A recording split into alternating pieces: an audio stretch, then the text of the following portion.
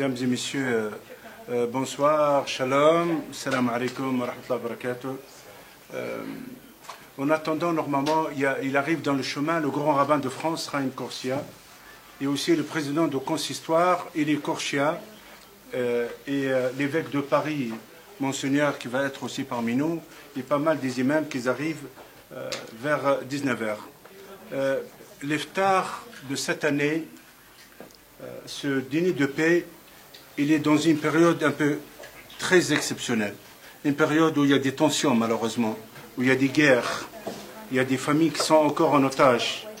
L'iftar aujourd'hui, c'est un moment, c'est un symbole de fraternité, de paix et de solidarité, en présence des personnalités qui arrivent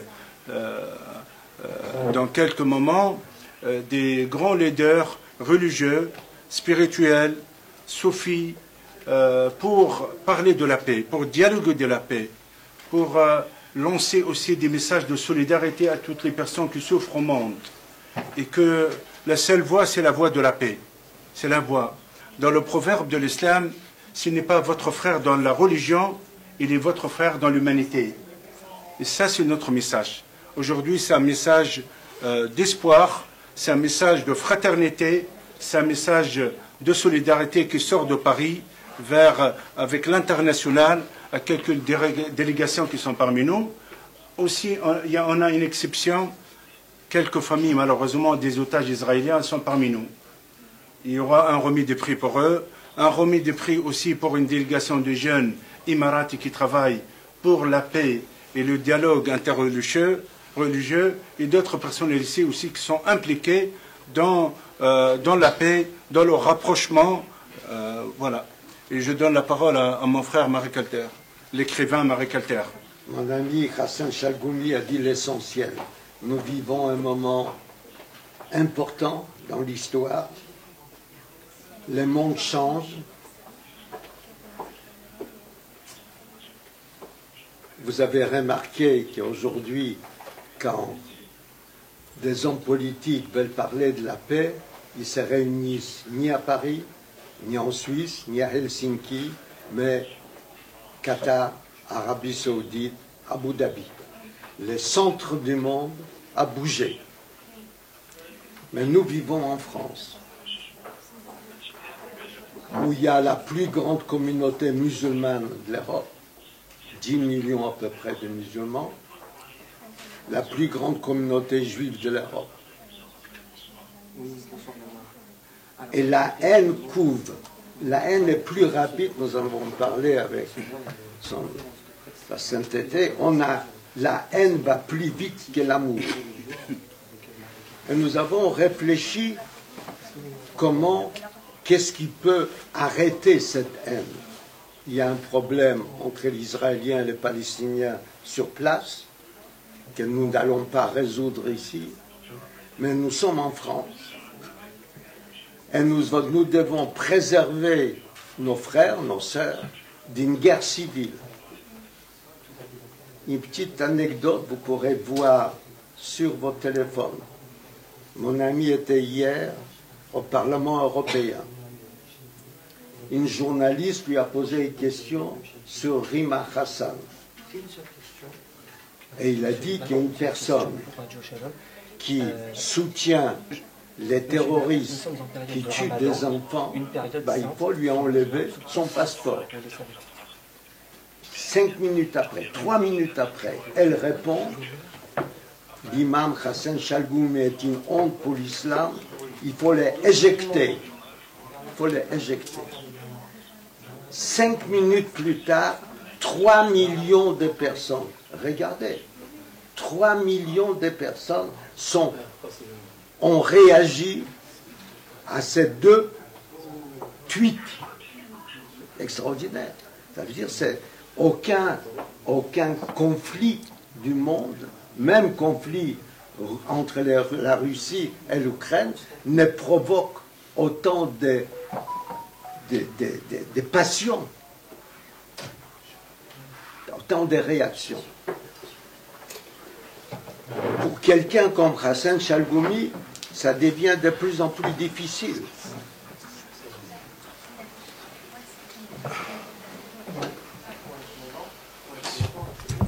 il dit ce qu'ils pensent la majorité des musulmans. Mais ils ont peur de les dire. Ceux qui parlent sont des extrémistes. On les voit dans la rue, hein, brûlant des voitures, hein, manifestant contre les juifs, les sionistes. Et il est seul en face d'eux pour dire je suis musulman et l'islam ce n'est pas ça.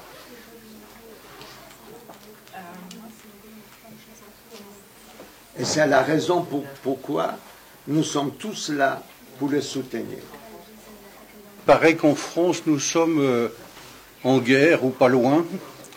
On a eu l'avertissement de notre président qui dit un peu n'importe quoi, et surtout n'importe quoi, et qui nous dit que les chars vont être à Paris, en grosso modo, et qu'on va payer notre pain en roubles ou en kopecks.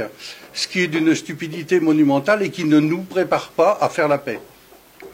Le peuple français vit un stress permanent et dans ce stress, il n'y a pas la place pour faire la paix avec les musulmans ou avec les juifs. Il y a de la haine et la haine, elle a besoin d'être exorcisée. Qu'est-ce qu'on fait? On tape sur les juifs. C'est pas la solution. Évidemment, je suis là pour soutenir ce que fait mon frère Hassan parce que c'est extrêmement important.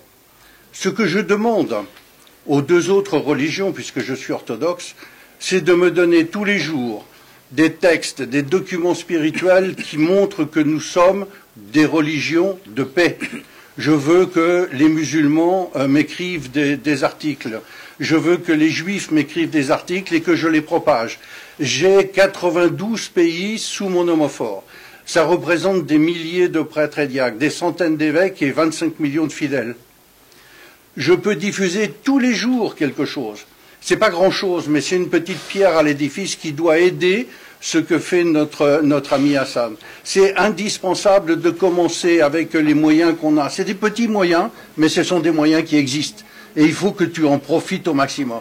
J'attends de toi réellement qu'il se passe quelque chose, parce que l'habitude, c'est dans ce genre de conférence, c'est que on dit beaucoup de choses, mais on ne fait jamais rien. Il ne sera rien. On s'en va, tout le monde est beau, tout le monde est gentil. Ben non. Tout le monde n'est pas beau et gentil si vous faites rien. Ici, on ne sert à rien. Donc il faut que Hassan tire le bénéfice de ce qu'il met en place et je veux que nous travaillions ensemble, qu'on travaille avec Marek, qu'on travaille, que tout le monde participe. Les religions ont un devoir d'enseigner la paix. Voilà mon ami ce que je voulais te dire. En attendant que M. le grand rabbin il arrive, Raïm Korsia, il est président du consistoire, il est Korsia, normalement il est là. Je donne la parole à M. le grand rabbin des États-Unis, Rabbin Cooper. Thank you. If you would ask me to speak in French, you would see a miracle where a rabbi would have nothing to say. 20 years ago, I was with the late President Wahid of Indonesia at a conference that we were working together against terrorism. To open the conference, the president said, religion, all religion, is supposed to be a source of blessing for humankind. But he said, let's be honest. In the world we live in, after 9/11, today he said, religion is a curse. And to lift this curse, it is the people of faith, leaders of religious groups, who have to take the leadership role in changing the reality from hatred that fuels extremists back to the basic ideals of our religion. Imam Shalgumi is one of the most courageous religious leaders in the world. Let us be totally honest. There are not a lot of religious leaders who have the courage to speak out consistently on behalf of tolerance and mutual respect. There are not many, unfortunately, religious leaders who feel comfortable when invited to speak to a Jewish organization here in France, to the leadership. He is known. He's my brother because he's also someone who feels a sense of solidarity. When Israel is under attack, he comes to Israel. So when my colleague and brother, Imam Shalgumi, calls me in Los Angeles and says, I need you to come to my iftar in Paris. There's no question that I have to be here. I will say also that this coming Monday and Tuesday, I will be in Washington, D.C. I will be meeting with some of the new representatives of the new administration. I will be able to report not only on the problems that we all have, but the fact that Imam Shalgumi has been able to put together a coalition of people, religious leaders who remembered that our first responsibility is to bring peace and understanding and not divisiveness. One last thought for the media. I will say it more formally later. Last week was the beginning of Ramadan. How does Ramadan start? If I'm not mistaken, you need 2 witnesses to hang out early in the morning to wait for the first slither of light from the moon. When they were able to come and tell the authorities, we saw the beginning of the light that started Ramadan. The same day, although we don't have our holy temple at this point, how does the Jewish people start a new month? The Talmud teaches us 2 witnesses. They go out early in the morning and wait until they see the first slither of light. The symbolism of the moon is so powerful for this gathering because for each of us, you look up in the sky and you see that slither of light and you're reminded that from the greatest darkness, you see the beginning of the light returning. But the moon is also complicated for us because if you're not following the cycle, you could look up and see the slither of light, the same slither of light, as the moon is receding its light. The same image. One shows a slither of light beginning to shine beautiful light to the whole world, and the same slither later in the month is reminding each of us life is not always going to be positive. It will be full of darkness, full of challenges. And what is the role of religion? To reassure the faithful, don't worry. Even when the light disappears, don't worry, because God is going to bring the light back. And so it's an honor to be with everyone here. And also later on, I will speak briefly about the father of one of the hostages who's still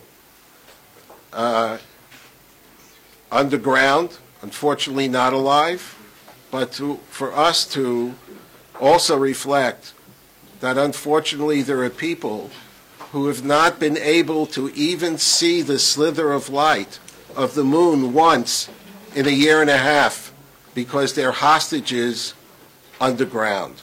So again, it's an honor for me to represent the Simon Wiesenthal Center. It's an honor having served as the chairman of the United States Commission on International Religious Freedom.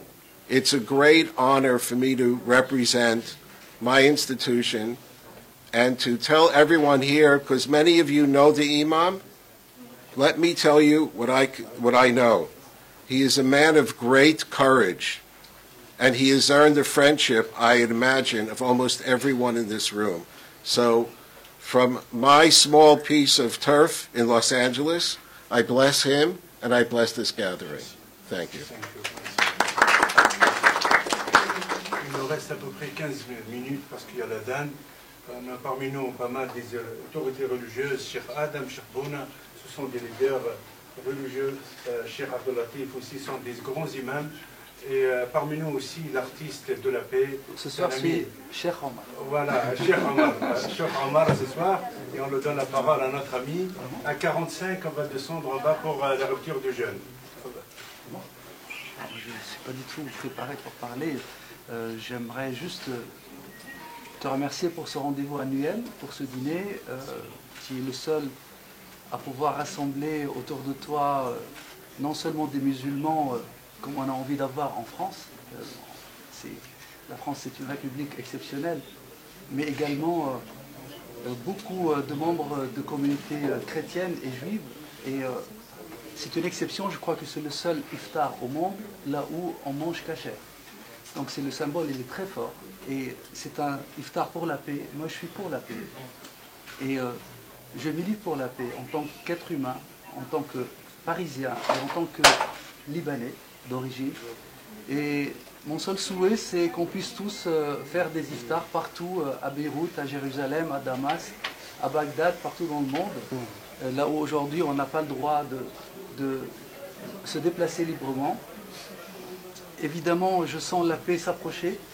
Là, on a la paix en Palestine et en Israël, au Liban aussi, bientôt, on espère, en Ukraine et en Europe.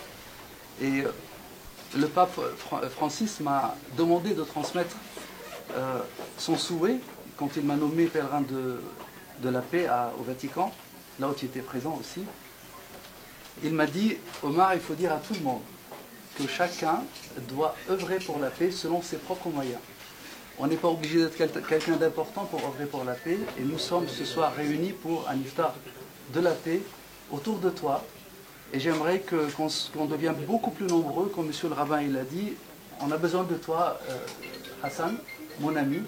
On a besoin que tu sois protégé. On est là pour te protéger, on est là pour te soutenir. Et on est tous tes amis. Et j'espère que cet iftar devient vraiment un rendez-vous annuel chaque Ramadan. On remercie tout le monde. C'est l'image que tout le monde dit, tout le monde veut voir tout le temps. Et la religion, on n'a qu'un seul Dieu. Chrétien, juif, musulman, on n'a qu'un seul Dieu. On a un homme aussi parmi nous qui a compris 50 ans parmi nous. Dans 50 ans, on parlera de Cheikh Salgoumi et l'œuvre qu'elle a faite, le risque qu'il a pris pour la religion, pour l'humanité. Il ne se bat pas seulement pour une seule race, il ne se bat pas seulement pour la religion musulmane, il se bat pour l'humanité, pour que l'être humain arrive à savoir que il n'y a qu'un seul Dieu qui nous a créés tous. On est tous réunis pour l'obéir Dieu. Lui, il a compris que cette terre-là, ça appartient à Dieu. Personne d'autre. Tu seras chrétien, tu seras juif, tu seras musulman. Alhamdulillah Rabbil Alamin. Alhamdulillah Rabbil Alamin. Que les gens sont là comme cher Imam Salgoumi, qu'ils ont compris que être humain est plus important que tout. Comme Dieu subhanahu wa ta'ala, il a dit dans le Coran, celui qui tue un être humain, c'est comme quand tu tues l'humanité entière. Celui qui fait vivre un être humain, il n'a pas dit celui qui tue un musulman, celui qui tue un juif. Non, il a dit celui qui tue un être humain. C'est comme quand tu tues l'humanité entière. Cher Salgoumi, il a compris, c'est la raison pour laquelle on est derrière lui. Toutes les bonnes volontés, les gens qui ont compris l'être humain, devraient le soutenir. On le soutient de début jusqu'à la fin, parce qu'elle défend la vérité, elle défend l'humanité. On n'a pas de mots à dire, mais franchement, alhamdulillah Rabbil Alamin, de voir beaucoup de Salgoumi dans ce bas monde-là, il n'y aura pas de guerre, il y aura la paix. Alhamdulillah, que Dieu vous donne longue vie parmi nous, Inch'Allah. أحب أشكر الإمام حسن شلغومي أن جمعنا هنا جميعا في فرنسا في باريس. في الإمارات عندنا البيت الإبراهيمي، بيت العائلة الإبراهيمي. في بيت العائلة الإبراهيمي تلقى المسجد والكنيسة ومعبد اليهود في مكان واحد. وإمام حسن شلغومي بعمل هذا الإفطار أعطانا فرصة أن احنا يكون عندنا البيت الإبراهيمي هنا في باريس، ونحب نشكره. وكذلك نحن نقف مع ضد الإرهاب وضد ضد الإسلام المتطرف وضد Je traduis ce qu'elle dit. Voilà, madame, elle voudrait remercier notre ami l'imam Chalgoumi pour son invitation, pour tout ce qu'il fait pour la paix et la lutte contre le terrorisme. Et aussi, elle a dit qu'aux Émirats, à Abu Dhabi, il y a la maison d'Abraham, qui est un centre là où il y a une église, une mosquée et une synagogue, où l'imam Chalgoumi a ses habitudes. Ils seront souvent là-bas et elle est très fière d'être ici ce soir avec nous. Merci. Thank you so much.